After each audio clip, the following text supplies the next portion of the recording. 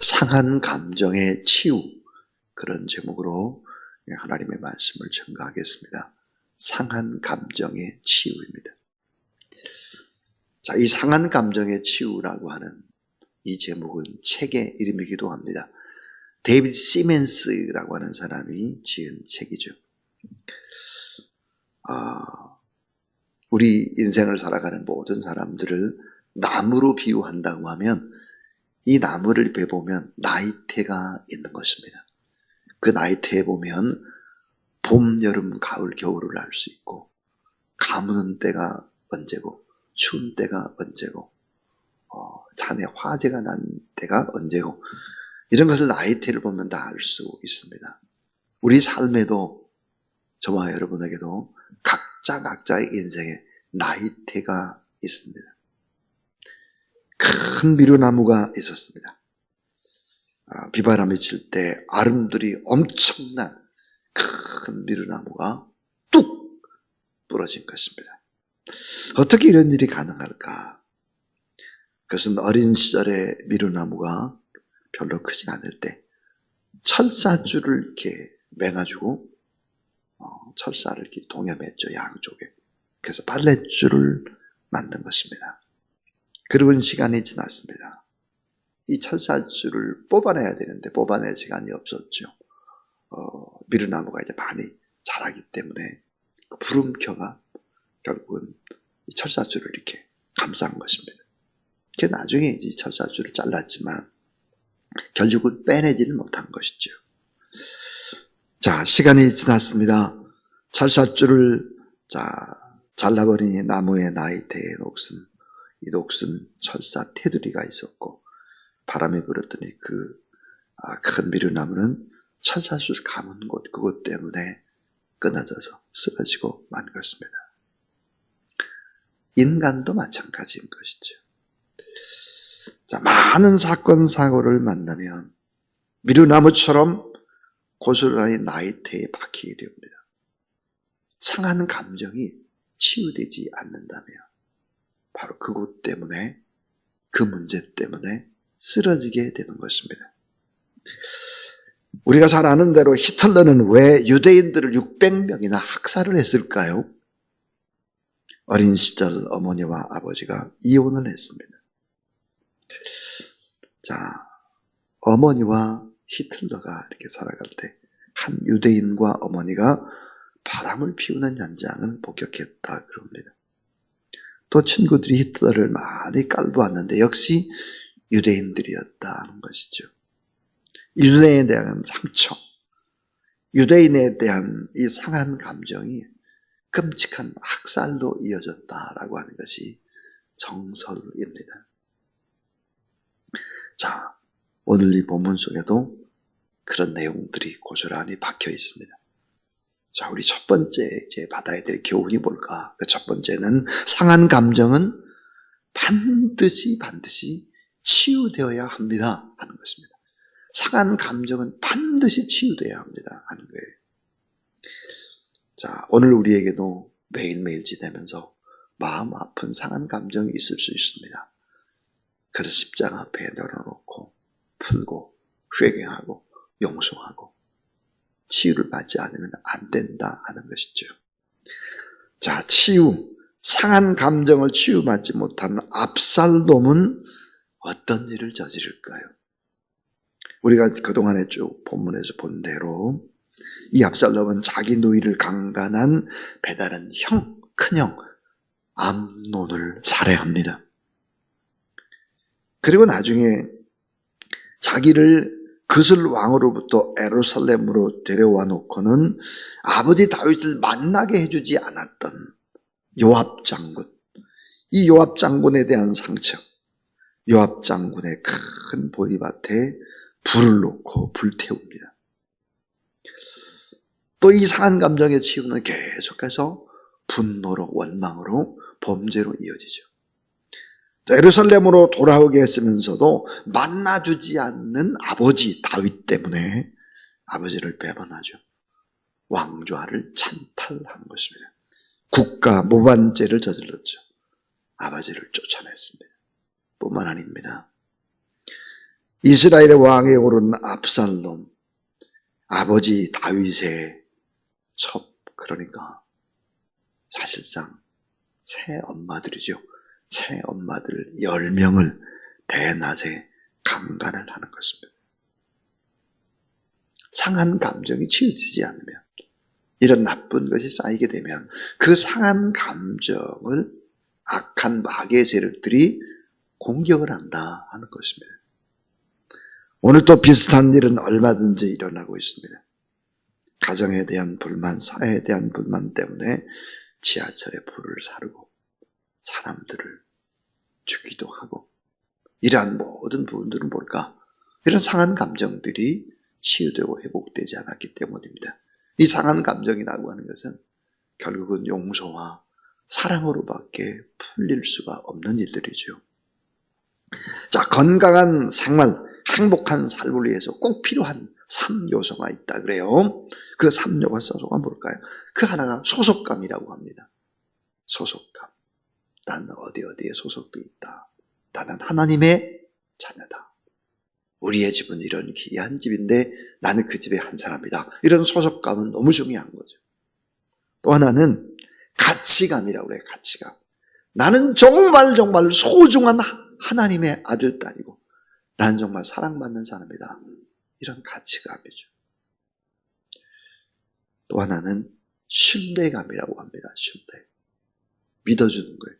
주변의 사람들이 나를 믿어주니까 여러분 힘이 생기는 것이죠. 이런 신뢰감입니다. 고린도후서 5장 17절에 보니까 그런 적 누구든지 그리스도 안에 있으면 새로운 피조물이라. 이전 것은 지나갔으니 보라 새 것이 되었다 그랬습니다. 하나님을 만나서 하나님의 보좌 앞에 엎드리면 우리는 참 자유자가 되고 치유자가 되는 것이죠. 자, 그런지 누구든지 그리스도 안에 있으면 새로운 피조물이라 그랬어요. 이전 것 다 지나갔다 새 것이 됐다. 이 새 피조물이라는 게 뭘까? 새롭게 창조된 사람이다. 그런 거예요. 오늘 우리는 새롭게 창조된 사람, 예수 그리스도 안에서 매일매일 새롭게 태어나는 사람, 그런 사람인 것이죠. 그 이상한 감정은 반드시 치유돼야 합니다 하는 얘기였습니다. 두 번째입니다. 자, 상한 감정, 이 치유받은 자는 거짓과 저주도 수용할 수 있습니다. 너무 중요한 얘기예요. 이 상한 감정에서 치유받은 자는 나를 저주하는 것도, 나의 거짓말을 퍼붓는 것도 펀뛰고 억울해하지 않고 그 저주까지도 수용을 할 수 있는 사람이 되는 것입니다. 내가 이 저주를 받는 것도 다 내 잘못이구나, 나의 탓이구나, 나 때문이야, 나의 허물 때문이야, 이렇게 수용할 수 있다는 것이죠. 자, 오늘 본문에 등장하는 두 인물이 있습니다. 무비보셋의 종 시바가 등장하죠. 시바는 누굴까요? 자기 이속을 챙기는 기회주의자입니다. 시바의 관심은 온통 돈이었습니다. 돈. 왕을 상대로 사기를 치는 것입니다.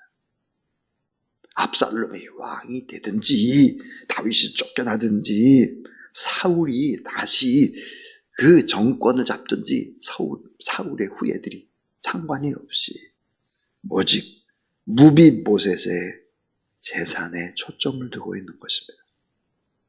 자기가 섬기는 주인 설득발이 무비보셋의 재산에 눈독을 들이는 사람이죠. 오늘 본문에 나오는 시므이가 있습니다. 시므이.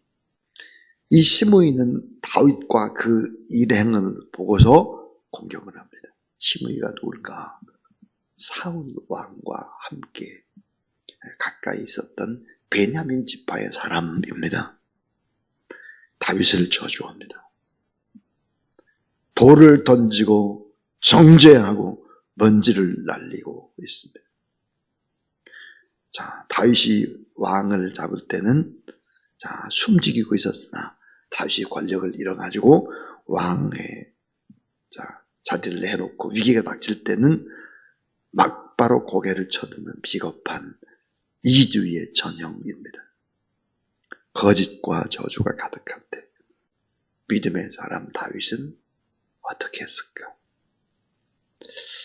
자, 거짓과 저주가 가득할 때 예수 그리스도는 어떻게 했을까? 거짓과 저주가 우리에게 올 때 오늘 나는 어떻게 해야 할 것인가 하는 문제입니다. 8절에서부터 12절까지 수모당하는 다윗, 저주당하는 다윗, 부당한 대우를 당하는 다윗의 모습이 고스란히 담겨져 있습니다. 자, 우리 8절을 한번 보시면 사울의 족속의 모든 피를 여호와께서 내게로 돌리셨도다. 너는 다윗입니다. 그를 이어서 내가 왕이 되었으나 다윗 네가 왕이 되었으나 여호와께서 나라를 내 아들 압살롬의 손에 넘기셨도다. 보라, 너는 피를 흘린 자이므로 화를 자초하였느니라 하는지라.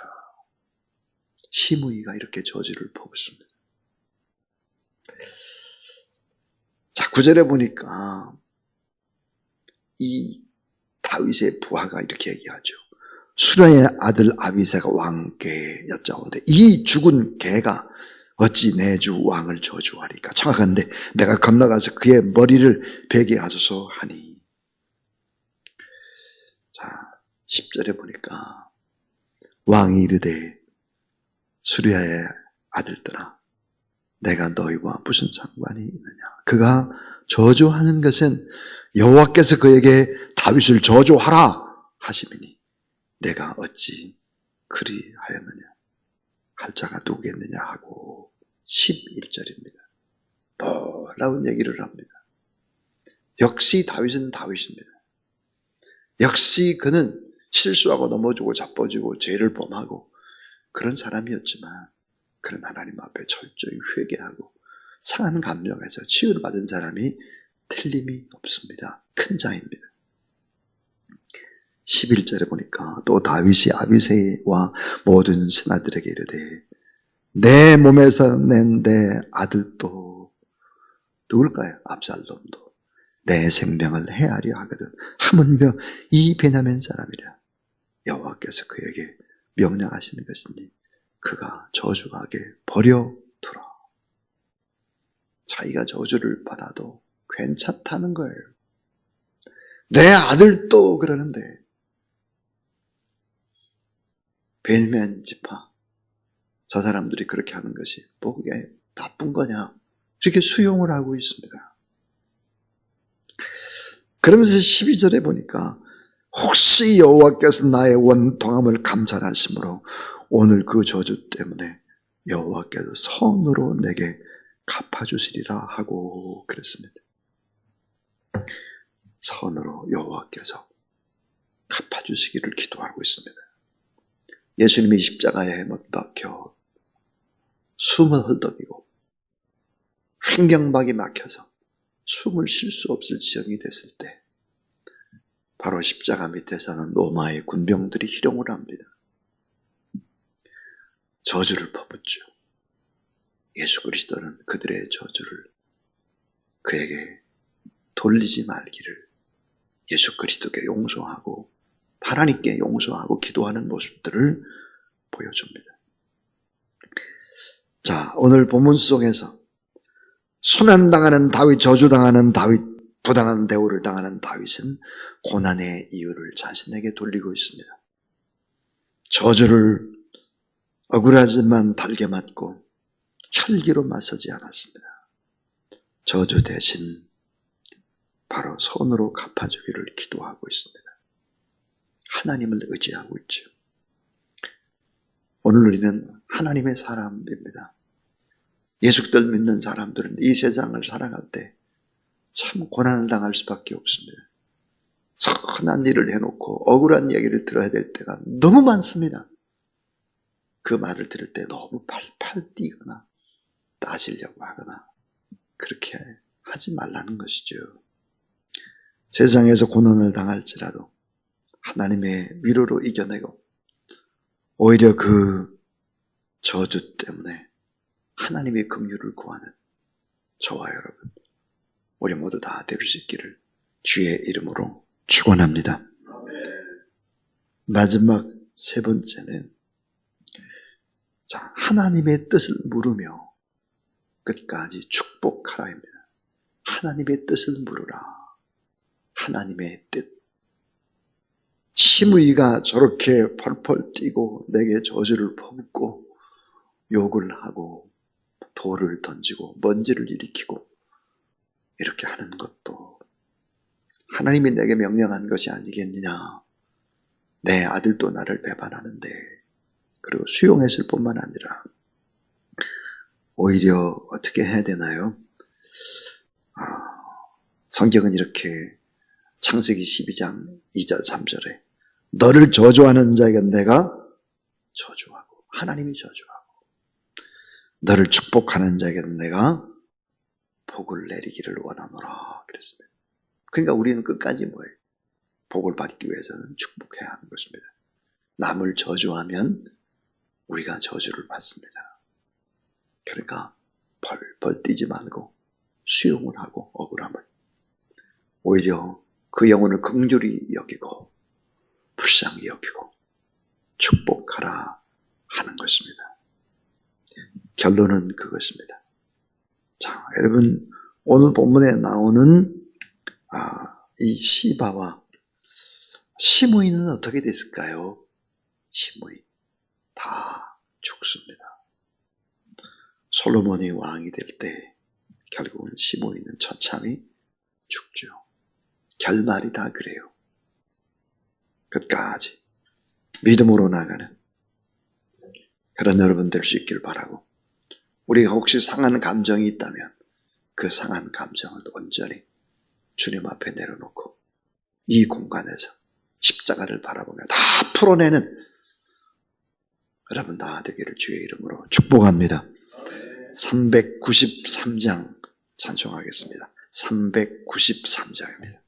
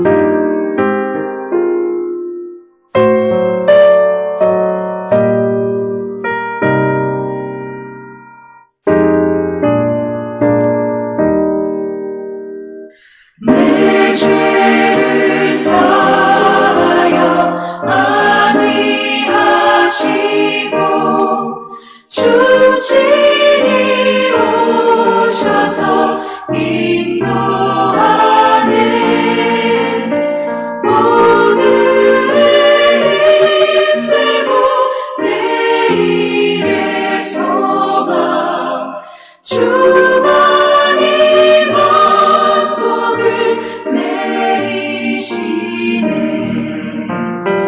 오 신실하신 주, 오 신실하신 주, 날마다 자비를 베푸시며 일용할 모든 것 내려주시니. 오 신실하신 주, 나의 구주. 신실하신 우리 구주 예수 그리스도의 무한하신 은혜와 하나님의 사랑과 상한 감정들이 쌓여갈 수밖에 없는 이 세상 속에 있지만 늘 상한 감정을 치료하고 살려내고 세임 부으시는 성령 하나님의 거룩한 역사가 이 새벽도 하나님 앞에 또 기도하고 지난 밤에도 밤새워 기도하고 이어서 계속 기도의 자리에 있을 모든 종들 또 기도마다 응답해 주실 것을 믿사오고 우리 구주 예수 그리스도 이름으로 기도하옵나이다. 아멘.